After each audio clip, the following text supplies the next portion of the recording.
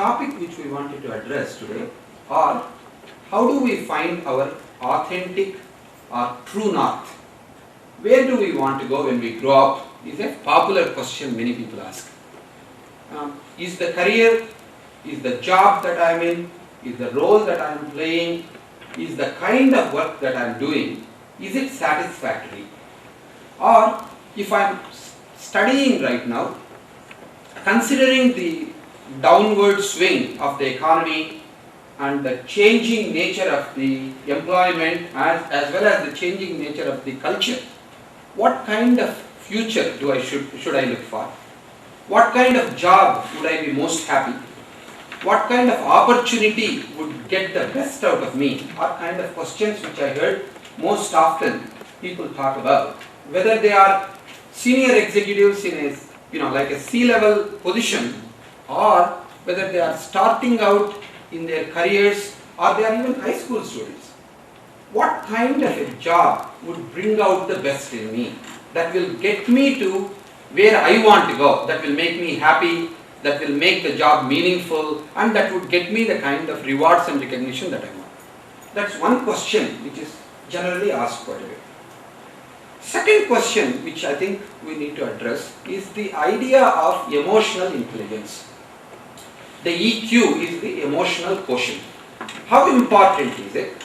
Especially when we go through a program like MBA, where there is a large amount of analytical model building and a way in which we learn what we learn is extraordinarily data driven, and which is necessary for making decisions that are objective, that are fair, that are scalable, and that are justifiable in the kind of work that we do.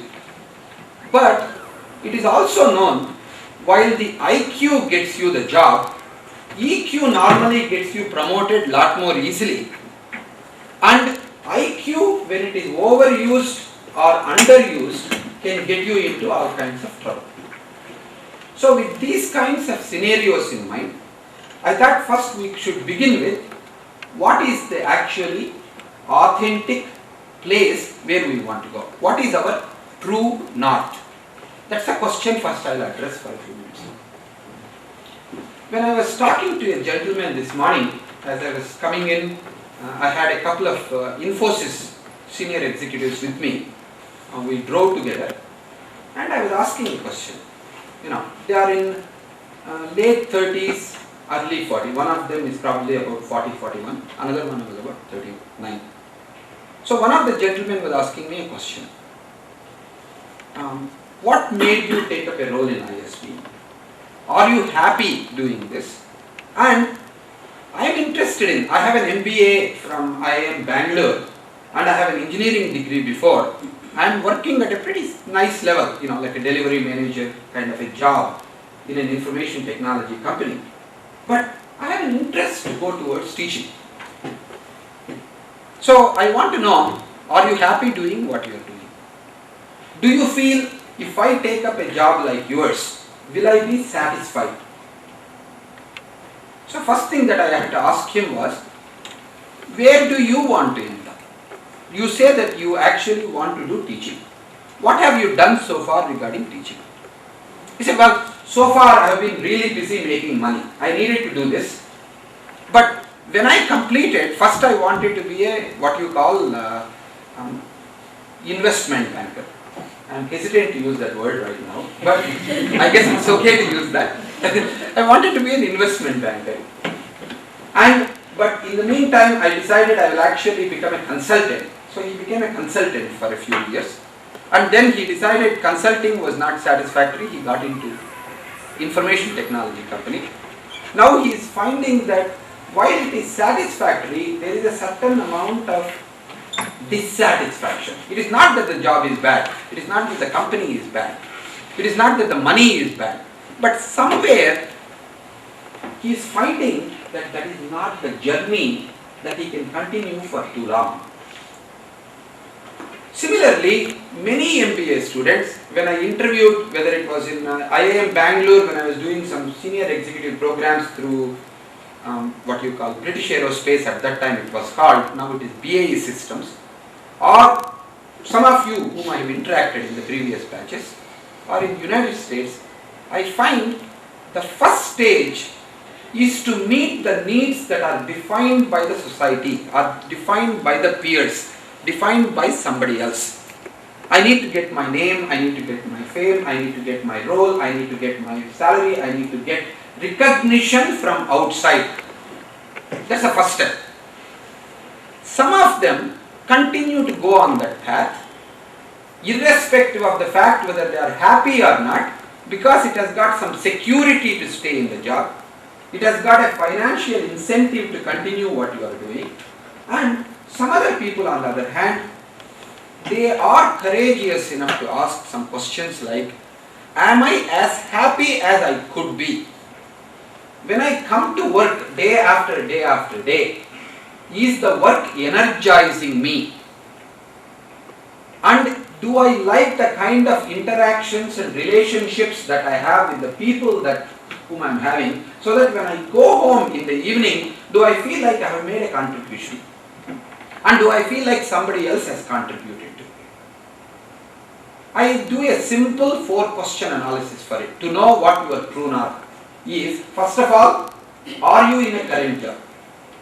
The 4 questions, each of them have got a 2-part answers.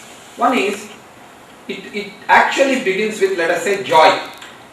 I ask a question, are you happy and joyful doing the job that you are doing right now? If you were to give a rating from 0 to 10, 10 being I am extremely happy, I am ecstatic, I feel like I am doing my dream job, then give yourself a 10. If you are saying, I have no idea what got me into this, please get me out of here, that is 0. But each of us, let us say, in a situation, maybe we are 0 to 10. Of course, if you are a student, you might want to rate where you think you want to be or what you have done before, pick up a role like that, and then give yourself a rating where you are from 0 to 10. The second part of the same question is, what kind of a happiness and joy do I bring to people around me? It could be your family, it could be your peers, it could be your subordinates, it could be your bosses.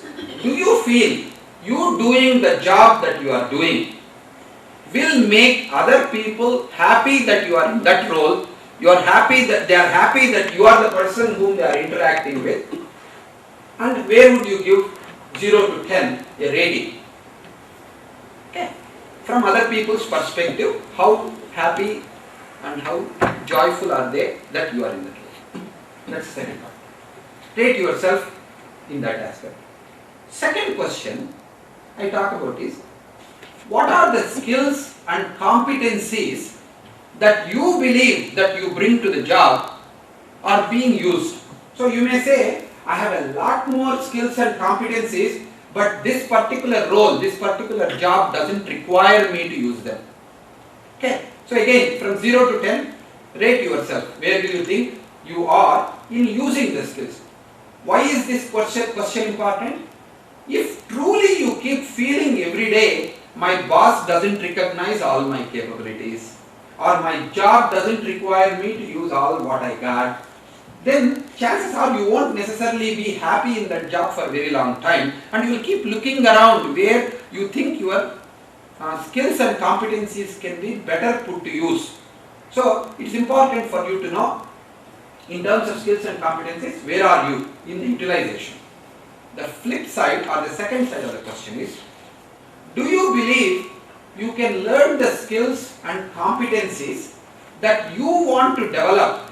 Are there opportunities for that in the job? See, it is not just that we have arrived, we have completed our MBA, or we have done 5 years of service, we have reached a point, I don't have anything to learn, I don't have anything to know, I am in my heaven. It doesn't work that way, right? Because the continuous change that is happening, the churn that is happening, requires us to become continuous learners. Whatever we have learned 3 years ago or 4 years ago, or even what we are studying right now, is already obsolete, because the amount of knowledge that is multiplying and the cycle time reduction that is taking place requires you to continually keep learning. So from that aspect, what skills and competencies that you want to develop, and what opportunities do you have from 0 to 10, rate 10. The third question I would ask is, do you feel that you are serving others in this job? Do you feel there is a sense of satisfaction that there is a service that you are providing? You know, if you are feeling like I am totally being used up every day, when I go home I feel so happily exhausted that I am fully used, you know, like a Gatta statement. If you feel like that, 10. If you feel like nobody even knows that I exist, nobody comes to me for anything else, then you give yourself a 0. So somewhere between 0 to 10 you give it. On the other side of it, do you feel that other people serve you? In the job that you are doing, your colleagues, other departments, other students, whomever they are, do you feel from 0 to 10, what level of service do they provide so that you can get your job done? You can move towards your vision, your goal, your true north.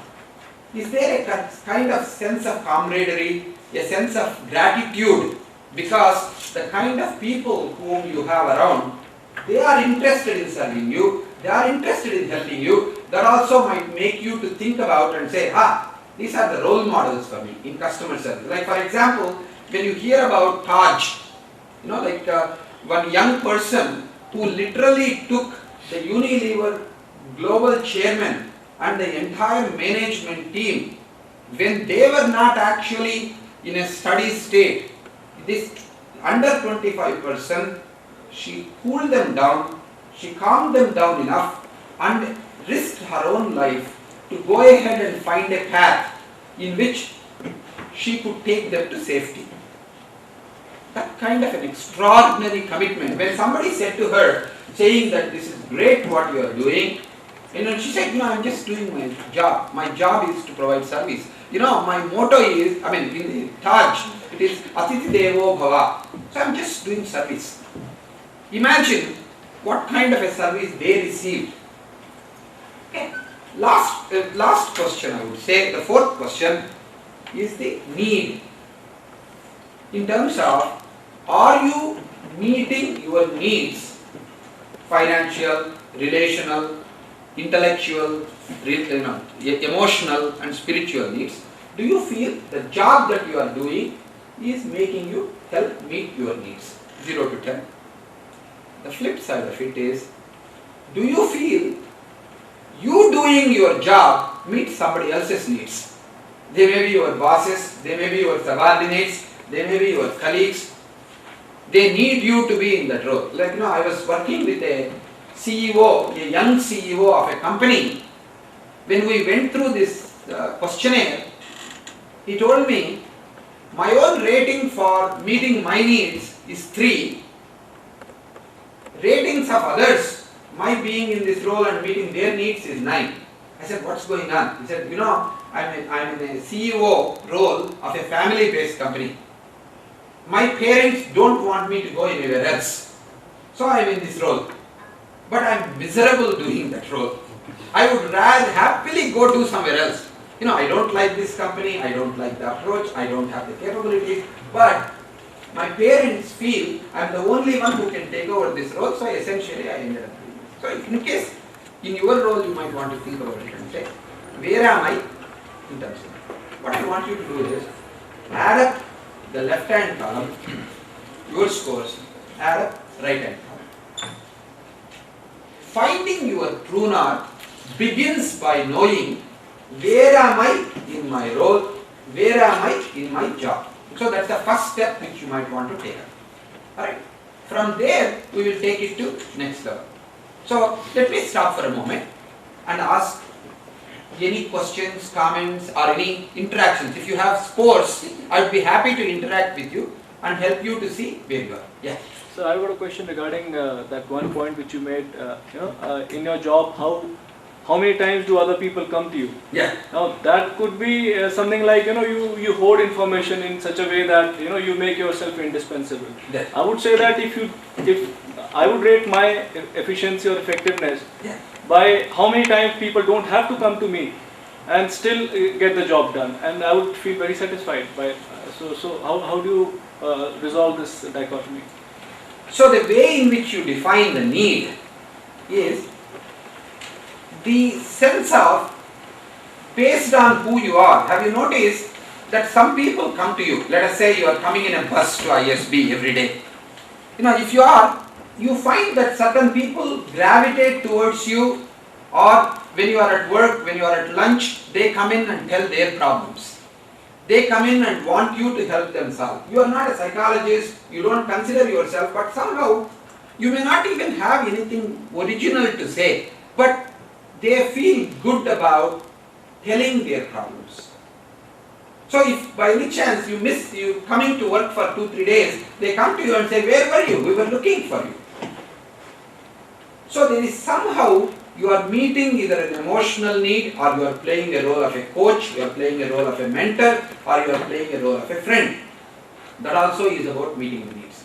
So information hoarding or making yourself indispensable by being in a role where everybody has to come to you, then you are more like a guard. You are like a guy who holds all the keys and nobody can go through you, is one kind of a role. That's not what I am looking at. Here I am saying, especially in the role that you do, the job that you do, are you meeting the unsaid or unasked for or emotional or a relational need? Especially in an organization like this, when you go through the pressure cooker environment that you have to go through sometimes, for a 1-year program is extremely difficult, and we appreciate the quality of people who come into MBA. Most of the people, unless they are really high quality people, unless they are already leaders, unless they are actually interested in getting to a much higher level, they don't even show up in ISP. No, so when we have each of you, when we try to interact with you, we understand and appreciate what you go through. And that also means there are certain difficulties you will go through in the first compulsory kind of courses. When you go through first 4 terms, the kind of teamwork you show in a group, kind of difficulties you might have to interact with other people. Especially in that type of scenario, you look at it and say, am I being needed and wanted by my teammates? Or if you are in a job, some kind of a job, you might also want to look at it and say, in my job, even if they don't need anything from me, would they still enjoy coming to me because of my advice?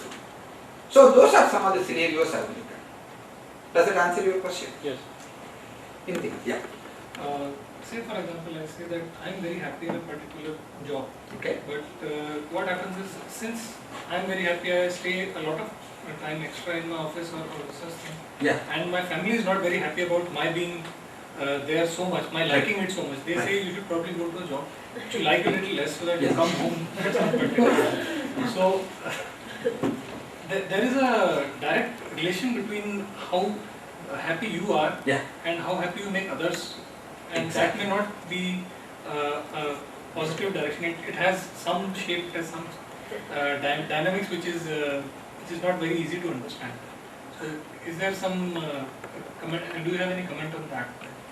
The question, if I were to reframe, would be, when I am very happy, I might become so passionate and get so involved and immersed in the job that I might not have a work-life balance.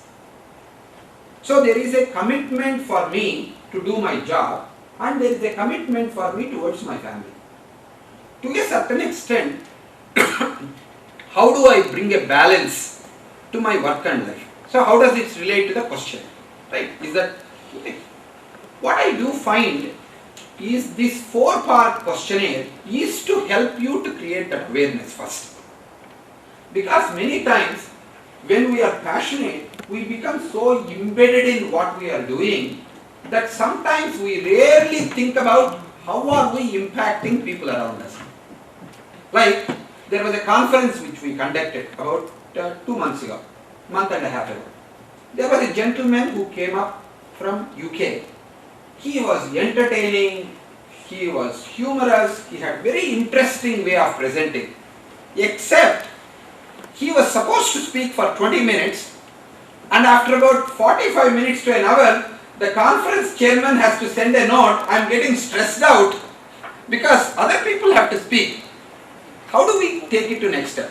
So, you have to balance between what is your contribution, what is the joy, and what is the joy to other people.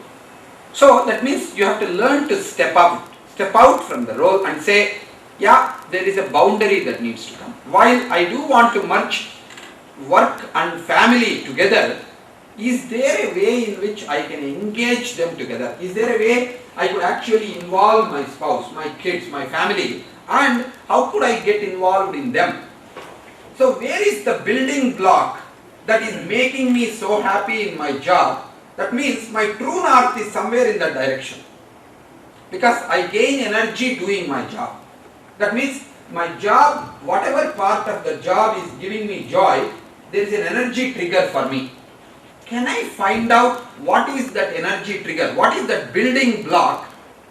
If I clarify it, understand it, I can take it into my relationship, I can take it into exercise, I can take it into my friendships, and that nugget, instead of unconscious competence, if you can develop a conscious competence, your move towards your true north becomes much faster. Otherwise, there will be an imbalance. It makes it much harder. Does that answer your question? Okay. Yeah, please. I have an addition to the same question. So, Please. in this particular case, you still move to a direction, Yeah. but you don't really get your best that you were seeking, right? That's the first question. And the second question is, in assessing ourselves whether we are happy or not. Yeah. Say I felt myself to be very happy to be learning what I would want to learn, Okay. but when I see others now here at ISB, Yeah. I realize there was huge lot which I did not do it. Similar things when I look into spirituality. Since I don't probably practice spirituality a lot, Yeah. I don't know what the wealth in spirituality consists of. So, how does a rating of this kind actually help a person to reach what he can or should reach? Excellent question. The question is, if I don't have clarity on various dimensions yet, either because I haven't experienced them or I am not aware of them, how do I actually use a questionnaire like this to guide me right now in terms of direction, in terms of awareness? What I find is, there are 4 things that will help you to move towards true north. First is awareness. Why is awareness important? Without awareness, you actually operate out of autopilot. Autopilot is generally the state of the mind. It is like a homeostasis of the body. Like you wake up in the morning, if you are in a particular time zone, the body knows what needs to be done. When do you take shower? When do you need breakfast? When do you need the restroom? All of that is not a conscious thought process. So there is a certain programming that happens. The body will actually guide you towards what is needed and wanted.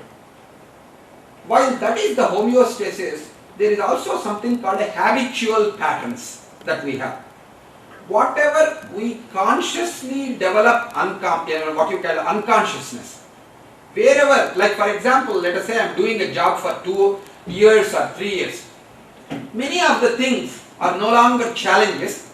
That means my job becomes actually unconscious, even though I have to deal with new data, even though I have to deal with new people, but the patterns are already established.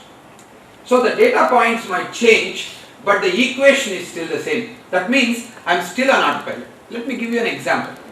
Like, some of you, if you had to go to a party after work, you have the party clothes, you have the gift next to you, you got the directions, you called and told the person, I am coming in, I am starting right now. With the traffic, it may take about 45 minutes to get there. But interestingly, you end up after about 45 minutes at your home. Your spouse looks at you and says, wait a minute, aren't you supposed to go to this party? Yeah, but how did you get home? That is because somewhere along the line, the moment the consciousness and awareness is taken off, your body knows how to drive to your home. Essentially, with the traffic, with the obstructions, with all the problems, you essentially are thinking on autopilot. So in other words, we don't think very often. We have thoughts. We have a lot of thoughts, we engage with thoughts, but awareness is about thinking for yourself in the moment. By the way, any awareness that has become past becomes a past knowledge. You have memory of the past awareness. You don't have awareness anymore.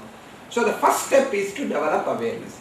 The instruments like what I told you, what you call a joy, skill, service and the need, about where are you on your side and where are you in providing these to other people, will highlight where are the gaps in your life in moving towards your North Star. Why? To the extent you are not paying attention to those gaps, to the extent you are not balancing those left hand side and right hand side, you will have obstructions to move towards your true north. So these instruments are about giving you a present level awareness. That's the first step. Awareness alone is not sufficient. Now I may know that this is my weak point, I need to learn that. That doesn't actually make me move towards my true north with a velocity. What do I need to do? I need to pay attention to that. If somebody tells me, like let us take the example of emotional quotient, somebody tells me, Prasad, you are too straight. In the name of straightness, you tell, oh, I don't play politics, I'm straight with you, I don't lie to you, but you use the truth as a baseball bat and hit everybody with it. What does it mean? You don't see the context in which you need to. So you want to give me feedback. In front of everybody else you'll say, Krishna, A, B, C, D you haven't learned how to do. When you do that, we should talk about it. I told you this before and I'm just telling you so that this is not a surprise to you, right?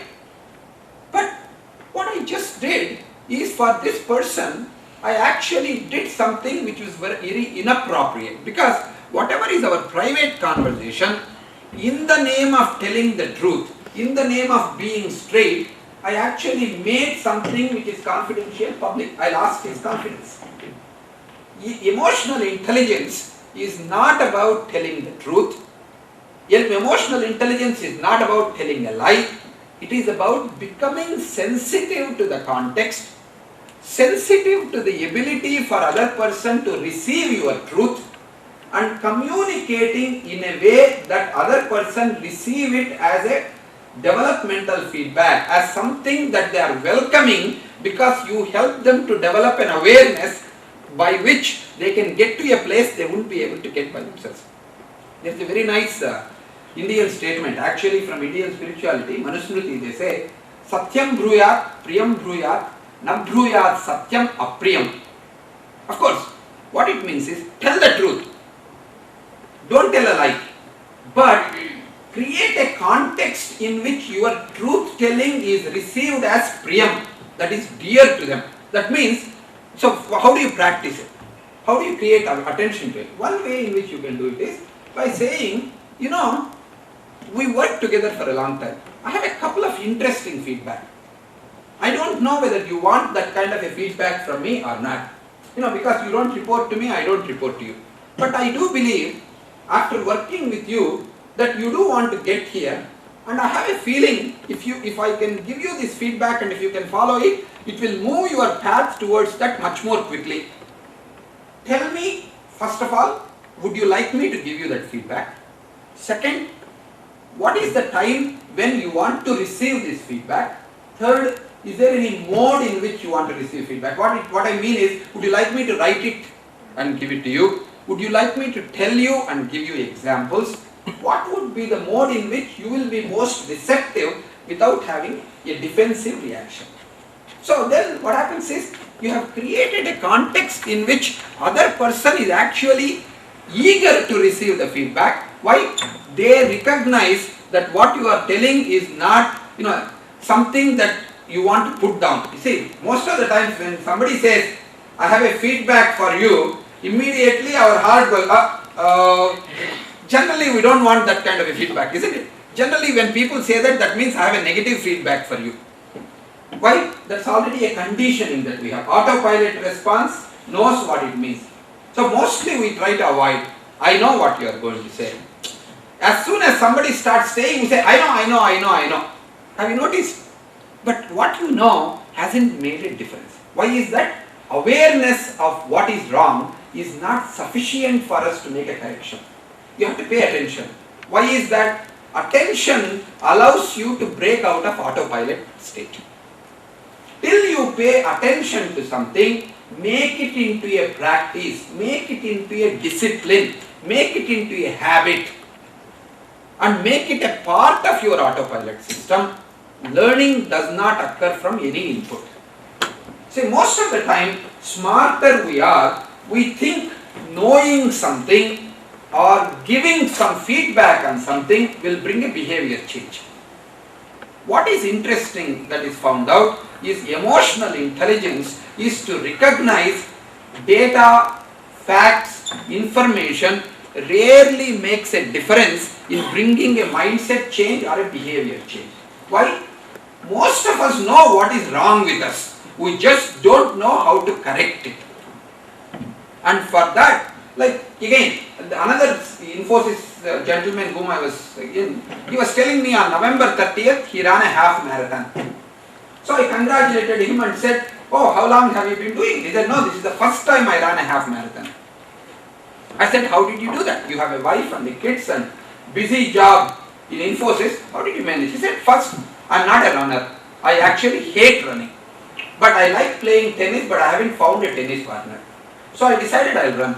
And I decided I will use the information technology that's available everywhere. So what did I do? I started typing in and saying marathon training. So there are a variety of them. They told me one day, in a 12-week program they gave me. One day you run 5 kilometers, next day you take a break, next day you take a strength training, next day you do bicycling or swimming, next day you do 7 kilometers. On the Sunday you run like a 12 miles, whatever. He gave me, by breaking down my bigger goal into tangible, measurable goals that I can achieve and feel proud of. See, both are important. One is achievement of small goals is critical. Second, feel good about achieving those goals is also critical. Because any positive feedback that you receive either from yourself or from other people actually will move you towards your true north, move you towards your positive goal much more easily than all the negative constructive feedback you can receive. Now, have you ever noticed, like our children, when they are like learning to walk or learning to talk, have you ever recognized, like I have a, let us say a niece who is almost 3 years old and she hasn't learned how to talk. All her peers in the same neighborhood, let us say they are talking. I come home every day and I say, you stupid girl, why can't you just talk? Why can't you be like everybody else? If I take an average, you will be at below average. You should be above average. You are not even 3 years old and you are not competing with your peers. Where will you go? I am really concerned about you. How do you think the kid will respond?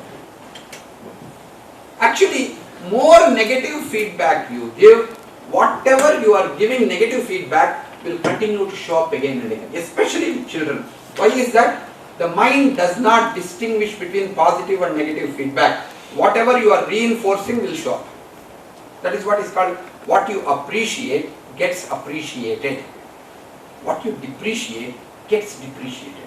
Have you ever, like even in Indian proverbs we say, right? We talk about tatastu devatas. So they say, your attitude wise, do not keep on expecting negative things to happen in your life. Have a positive attitude. Of course, beyond that, if you have a lot of cynical, negative attitude, nobody wants you as a colleague. That's a whole different matter altogether. Have you ever noticed there is a very smart guy, in one team I work with, very smart. He can find fault in anything that is presented. That also means any meeting he is in, everybody else is ticked off by him by the time it is 20 minutes. Why? As somebody starts a presentation, as soon as they finish it, he'll say, okay, I heard the presentation. By the way, he listens very carefully. He says, these are 3 things that are not working for me. He doesn't start with what are 3 things he appreciates. He starts with what are 3 things that doesn't appreciate. I gave him the feedback saying this is not the most appropriate. He said, you don't understand. I'm from IIT Kanpur. What I learned is, if somebody is asking me something, I need to tell what is missing. That is how I'm showing how carefully I listen to. And then he gave me an example. If you take your car to a car repair shop, and if he says, oh, you kept the car so nicely, and your tires look really well worn, not on this side, that side, you seem to be driving well, and inside is impeccable, and it runs very well, you will get impatient and say, come on, tell me what's wrong with this car. Isn't that how you do? That's exactly what I'm doing. I'm cutting out all the other stuff. I'm coming directly to the point of where they need to improve. I remembered the joke about Al Gore. They used to say, it seems Al Gore wanted to learn Macarena. You know, there's the 1 step and there's the 2nd step and they do this and you do this and you put 1st step and then. He said, you know, there is so much of inefficiency in this dance. You put out one hand and then you put back another hand. You put out another hand, you put out. You know, if I cut out, if I just stand there, that will be most effective. What he forgot is, in the process of not doing anything, he is also not dancing. That's a whole different matter. And that is when he was called Al Gore. Now, these days he has become much more effective because he is operating from a passion. Coming back to that, this is the second point. Paying attention to what is it that you want to grow. One thing I recommend for people, especially younger crowd, is figure out where you want to go, what you want to do in your life. Create it as affirmations. Like for example, I tell people, if you want to stop smoking, don't say, I want to stop smoking by this time. Look at it and say, see whether you can stand, or if you want to lose weight, pick a picture when or how you want to look like. Let us say you have a picture of how you were with that loss of weight, with a certain weight, how you want it to look. Or sometimes I tell people, if you want to get into a set of clothes, buy those clothes and take a photograph of how you look like. Put it on your mirror, like a shaving mirror or a makeup mirror in the morning. Look at those and say, this is where I want to be. Because the mind, when it is created through a picture and it is appreciated through affirmations, will actually grow to like that, and it will do what it needs to do in the subconscious and unconscious processes so that you will get there.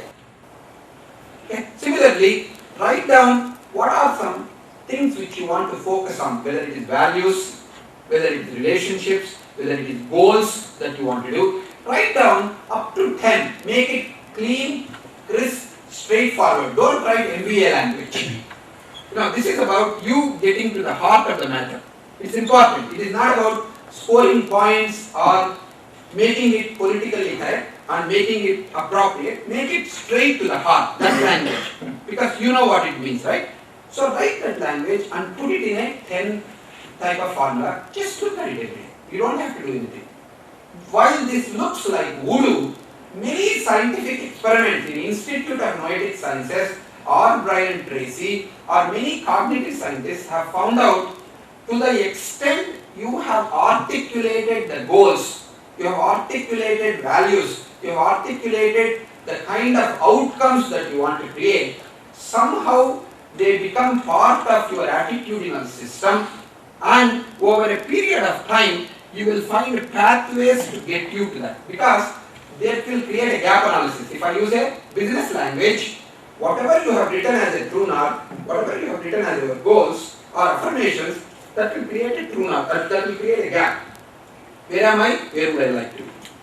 Instantly you begin to see, this is where I want to be, so these are the behavioral patterns that I need to get there. Any other way you pay attention, it does not work. The third one I found is extremely important to move towards your true north, is taking action. Ultimately, all thought, all models make no difference to you unless you begin to put one step in front of another to move towards your goal. You can think as much, you can plan as much, if you are not willing to take steps towards your goal, your true north will always remain in the horizon. And important in this part, action has got two parts. One is activity based, another is a true action based. What do I mean by that? Like for example, I have a friend who is very disciplined. He really is a Franklin Covey follower. You know, he's a guy who is like a Fortune 100 senior executive. He prides himself that he gets minimum 90% things get done every week. He's like process oriented.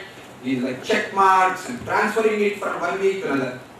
When he asked me to coach him, I asked him, let us look at your past 1 month. What are the kinds of things you are able to get done regularly, repeatedly, without support system, without somebody giving you feedback? What are kinds of things you are getting done without anything? So he gave me a list of things. What are 3 things that you are carrying forward from 1 month? They keep on moving from yesterday to today to tomorrow to day after tomorrow, but they are not getting done. Another way of saying it, where are you stuck? Where is your foot nailed to the floor? Not because you don't intellectually see the reason for getting it done, but because somewhere along the line there is a negative connotation, or there is a fear, there is a certain lack of confidence, there is a certain sense that I don't have everything what it needs, so I keep procrastinating. Activities are the ones that you can do mindlessly on autopilot state. But true actions that move you towards your true north are the ones which you normally procrastinate. If you can take action in the direction of where you want to go by dealing with your core incompetence, wherever your foot is nailed to the floor, if you can learn to manage that, that is where you will get, number one, incredible amount of energy, a sense of satisfaction that you have already made progress. Third, that will help you to move towards where you want to be. So that's why my friend Ken Anbender, he says, business many times gets lost in the busyness. You know, with the crackberries, with all the stuff. Have you noticed there are distinct patterns of people who use blackberries? They don't have dear Prasad, dear Ram, dear Ranga. They will be like, boom, telegraphic language. No contextualization, no explanation, and no elaboration. There will be. And by the way, by the time we transfer it from our blackberries to the main computer and do that, the follow-ups rarely happen. There will be quick response, but very little follow-up. Actually, there is a group of people who are studying the capabilities of the executives who are using BlackBerry as a primary communication device and their ability to get the job done in terms of all the things which you don't like to do, all the execution, where actually other people measure our effectiveness but we don't. That is something which is interesting. So the busyness is in activities. But the true business is stopped because of the 3 things which you committed to somebody but you are not implementing. Last one is reflection. Awareness, attention, action and reflection. The most important part of it is reflection, because to the extent you can reflect on what has been done and to the extent you can look at your failures objectively, to that extent you can learn. Your capability to grow and move towards your true north does not depend upon how many successes you have. This is where the feedback and negative critical feedback will be helpful. If you can objectively look at and say, these are my failures, and then step back and say, don't personalize it. You know, I call it a personal GPS system. You know, like when you have a certain GPS system in the West, it will tell you where you are. You know, like location sensor they call it. Then you can say where you want to go. Personal GPS, similarly we have a social control. You know what personal GPS is called? Guilt, pride and shame. That is what is called a GPS system. What do we do? And how? That's what we use with each other, right? We try to say, everybody else has submitted their what you call receipts, everybody else has submitted their essay, you are the only one who hasn't done it. You know, oh, you are so good in doing it. I know if I ask you, you will get this done tomorrow. You have 20 things to do. By just focusing on your pride, I gave you the 21st one, and then I wanted you to, I stay with your pride till you make it as a top priority. And the shame. Shame them to take action. Very interesting. GPS. So, all of these will stop us from learning from our failures. Reflection. Actually, Jalaluddin Rumi, a 13th century or a 14th century mystic, Sufi mystic, used to say, how can I polish your mirror if you keep getting irritated at every rub? Actually, to the extent we don't polish our mirror, to that extent we can see ourselves. We see all the dust on the mirror, we don't know whether it's on our face or whether it's actually on the mirror. Reflection process is a way to examine where are we, what got us here, where are we stuck, what steps can we take. So, failure of the past, when you truly reflect, will create a future and a success of the future. Success of the past, if you don't actually pay attention, the past success, the biggest success that got you to this place will be the biggest obstacle to get you out of it. Like that's what they say, what got you here won't get you to the next place. That is what I call it as the core incompetence, the flip side of signatures. Alright? So, to a certain extent, this cycle of awareness, attention, action and reflection is an extraordinarily important tool that will allow you to move towards your true north. Only thing is, these all don't happen sequentially. They actually are iterative and they happen very quickly. And also make sure the shadow side of the cycle you are not paying attention to. Past knowledge instead of awareness, or tunnel vision instead of attention, activity focus instead of action, and navel gazing instead of reflection. Those are some things which we normally mistake for the virtuous cycle. If you can pay attention to some of them, your journey becomes much faster. Any other comment? There are times when you are afraid to take an action because you are almost sure that the outcome will be not in your favor. Yeah. You are trying to create a condition in which where if you take the action, it will be in your favor. There is that level of inaction, but you really don't know whether there will be any perfect moment of that sort that will come through. How does one deal with such situations? Okay. The question is, there is a lack of clarity regarding what action would get us towards result. The timing of the action. Timing of the action also. So the timing of the action and action itself. Now, when I used to work with Boeing as a consultant, they used to tell me, when you get on a plane and the pilot first sets the goal, and then he also sets what time he needs to get. So there is something called a mother-in-law. I'm sure no metaphor, no meaning essentially for anything else, but we have a lot more meaning to mother-in-law. But so it nags you to make sure you are on the path. Why is that important? The moment you start your journey towards your true north or your goal, you will go off course majority of the time. Why? There will be strong currents will pull you. Or somebody says, oh, you have to do this job and you are the right person, I will give you so much of money or job, responsibility or title, and then you will go there. Or something else comes up. Some family emergency comes in. You will stop doing what you are doing and you have to take care of it. So, between where you are now and where you want to go, both the timing and the shortcut rarely works, because life is not about efficiency. Life is about redundancy. Life is more about helping you to become effective. Efficiency comes from the IQ. Effectiveness comes from EQ. Why is that? Efficiency is how quickly quickly can I get there? Time becomes the most important.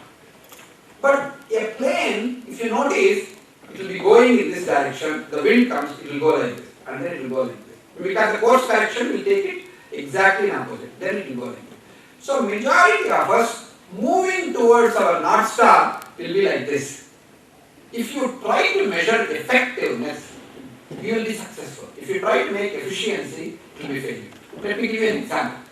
Like, I think this I have mentioned it a few times, I am getting a little bit, I don't know how vulnerable I should be in this, but this is much closer to my heart, so I can tell. Because I travel almost every 6 weeks or 4 weeks from India or Europe to home. I travel quite extensively.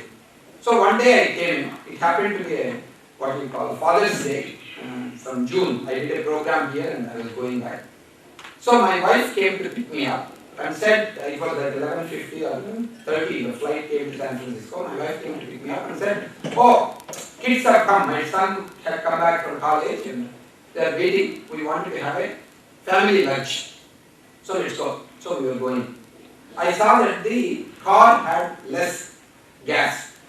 I said, when we are going, there is a Costco along the way. Costco gas is generally about 15 cents a gallon cheaper or 10 cents a gallon cheaper than outside. Let's just stop. It's only half a block. We'll stop and put the gas there and go.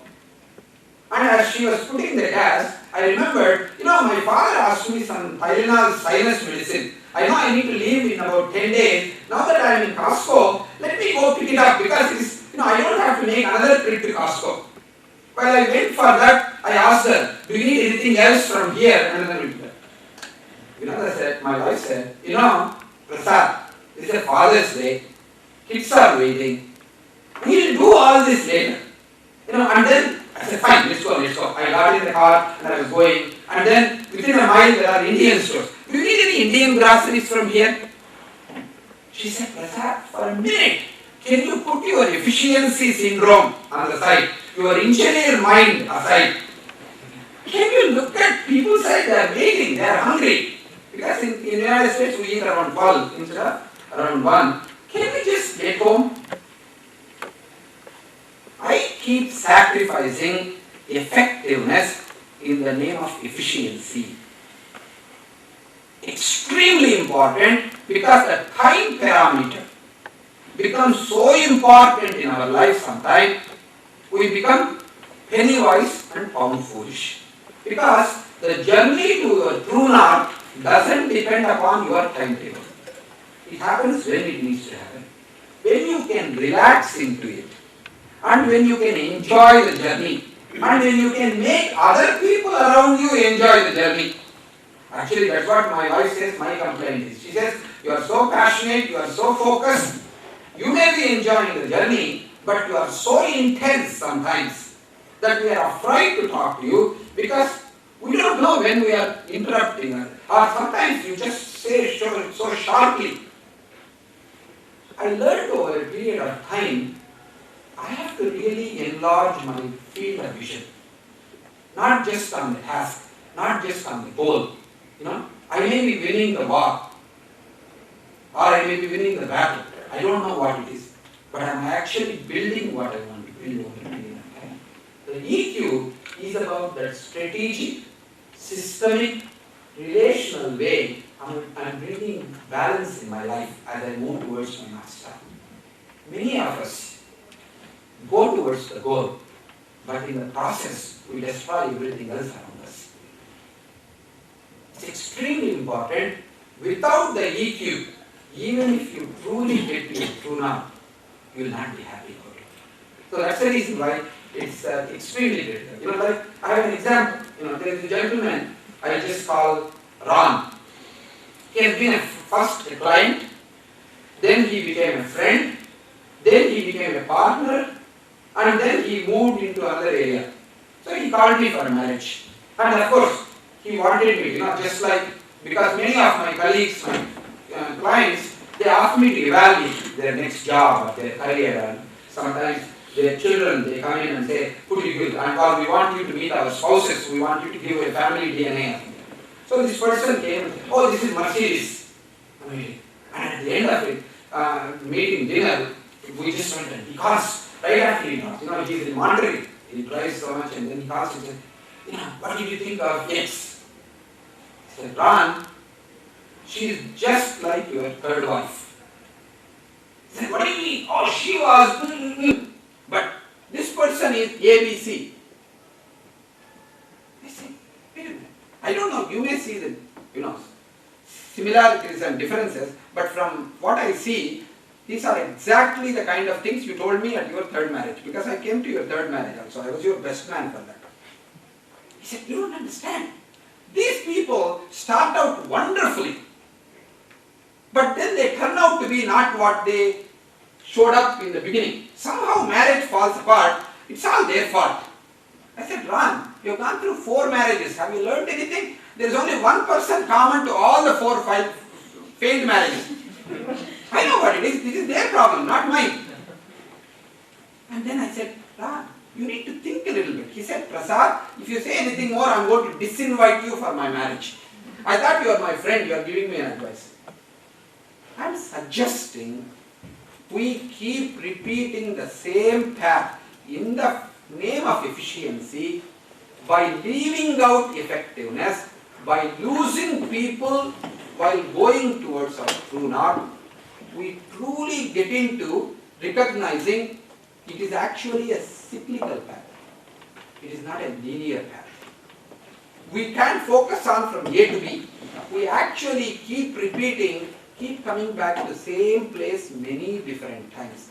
If we can agree and understand it, we can relax into our journey. Because as this gentleman pointed out earlier, we may not know where we want to be there. Journey to true north is a path of discovery, is a path of identifying opportunities, identifying and seeing new possibilities. Yeah. So, is there, by the way, for those of you who may or may not, most of you don't know, Prasad has been to a great extent my coach and my mentor too. So I use him quite often to